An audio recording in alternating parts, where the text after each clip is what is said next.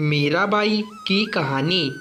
मीराबाई भक्ति काल की एक ऐसी संत है जिनका सब कुछ कृष्ण के लिए समर्पित था। यहाँ तक कि कृष्ण को ही वह अपना पति मान बैठी थी। भक्ति की ऐसी चरम अवस्था कम ही देखने को मिलती है।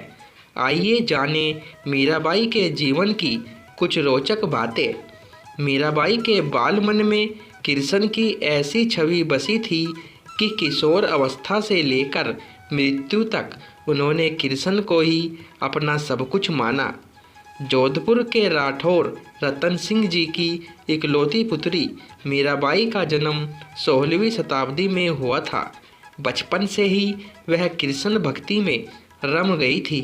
मीराबाई के बचपन में हुई एक घटना की वजह से उनका कृष्ण प्रेम अपनी चरम अवस्था तक पहुंचा। एक दिन उनके पड़ोस में किसी बड़े आदमी के यहाँ बारात आई। सभी औरतें छत पर खड़ी होकर बारात देख रही थी। मीरा भी बारात देखने लगी। बारात को देख मीरा ने अपनी माता से पूछा कि मेरा दूल्हा कौन है। इस पर उनकी माता ने कृष्ण की मूर्ति की ओर इशारा करके कह दिया कि यही तुम्हारे दूल्हा है। बस यह बात मीरा के बाल मन में एक गांठ की तरह बंध गई। बाद में मीराबाई की शादी महाराणा सांगा के पुत्र भोजराज, जो आगे चलकर महाराणा कुंभा कहलाए, से कर दी गई। इस शादी के लिए पहले तो मीराबाई ने मना कर दिया, लेकिन जोर देने पर वह फूट फूट कर रोने लगी। शादी के बाद विदाई के समय वे कृष्ण की वही मूर्ति अपने साथ ले गई जिसे उनकी माता ने उनका दूल्हा बताया था। ससुराल में अपने घरेलू कामकाज निपटाने के बाद मीरा रोज कृष्ण के मंदिर चली जाती और कृष्ण की पूजा करती। उनकी मूर्ति के सामने गाती और नृत्य करती। उनके ससुराल वाले तुलजा भवानी यानी दुर्गा को कुलदेवी मानते थे। जब मीरा ने कुलदेवी की पूजा करने से इनकार कर दिया तो परिवार वालों ने उनकी श्रद्धा भक्ति को मंजूरी नहीं दी। मीराबाई की ननंद उदाबाई ने उन्हें बदनाम करने के लिए उनके खिलाफ एक साजिश रची। उसने राणा से कहा कि मीरा का किसी के साथ गुप्त प्रेम है और उसने मीरा को मंदिर में अपने प्रेमी से बात करते देखा है। राणा कुंभा अपनी बहन के साथ आधी रात को मंदिर गया। वह मंदिर का दरवाज़ा तोड़कर अंदर पहुंचा और देखा कि मीरा अकेले ही कृष्ण की मूर्ति के सामने परम आनंद की अवस्था में बैठी मूर्ति से बातें कर रही थी और मस्ती में गा रही थी। राणा मीरा पर चिल्लाया, मीरा, तुम जिस प्रेमी से अभी बातें कर रही हो उसे मेरे सामने लाओ।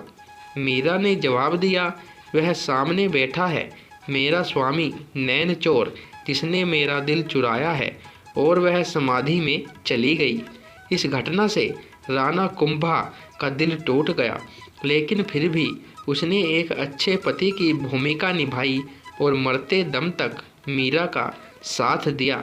हालांकि मीरा को राजगद्दी की कोई चाह नहीं थी, फिर भी राणा के संबंधी मीरा को कई तरीकों से सताने लगे।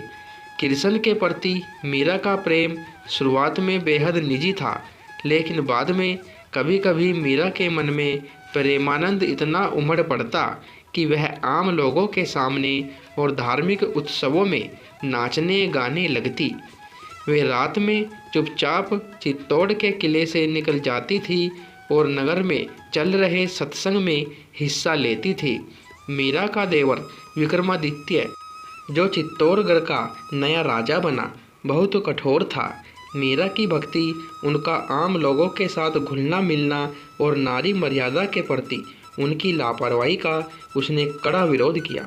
उसने मीरा को मारने की कई बार कोशिश की।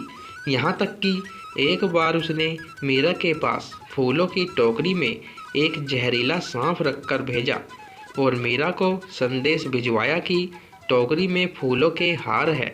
ध्यान से उठाने के बाद जब मीरा ने टोकरी खोली तो उसमें से फूलों के हार के साथ कृष्ण की एक सुंदर मूर्ति निकली। राना का तैयार किया हुआ कांटों का बिस्तर भी मीरा के लिए फूलों का सेज बन गया जब मीरा उस पर सोने चली। जब यातनाएं बर्दाश्त से बाहर हो गई तो उन्होंने चित्तौड़ छोड़ दिया। वे पहले मेड़ता गई, लेकिन जब उन्हें वहाँ भी संतोष नहीं मिला तो कुछ समय के बाद उन्होंने कृष्ण भक्ति के केंद्र वृंदावन का रुख कर लिया। मीरा मानती थी कि वह गोपी ललिता ही है जिन्होंने फिर से जन्म लिया है। ललिता कृष्ण के प्रेम में दीवानी थी। खैर, मीरा ने अपनी तीर्थ यात्रा जारी रखी। वे एक गांव से दूसरे गांव नाचती गाती पूरे उत्तर भारत में घूमती रही। माना जाता है कि उन्होंने अपने जीवन के अंतिम कुछ साल गुजरात के द्वारका में गुजारे। ऐसा कहा जाता है कि दर्शकों की पूरी भीड़ के सामने मीरा द्वारकाधीश की मूर्ति में समा गई। दोस्तों, वीडियो पसंद आई हो, वीडियो को लाइक, शेयर और चैनल को सब्सक्राइब करें। जय जय श्री राधे।